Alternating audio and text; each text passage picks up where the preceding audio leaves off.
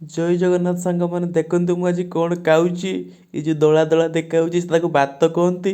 ଭାତ ଖାଉଛି ତା ସାଙ୍ଗରେ ଆଳୁ ଟମାଟୋ ବାଇଗଣ ପୋଇ ନାଡ଼ି ପକେଇ ତରକାରୀ ହେଇଛି। ତା ସାଙ୍ଗରେ ଏଠି ହେଇଛି ଶାଗ ରାଇ କାକୁଡ଼ି ସାଲାଡ଼ ଧଣିଆ ଚଟଣି ତା ସହିତ ହେଇଛି ଓଲ ତାକୁ ବଘାରି ଦିଆହେଇଛି। ଏଡ଼େ ସୁନ୍ଦର ଖାଇବା ମୁଁ ଖାଉଛି।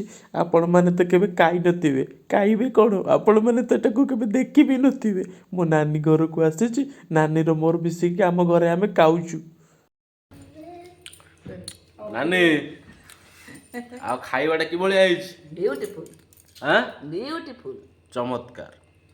ହଉ ଖା।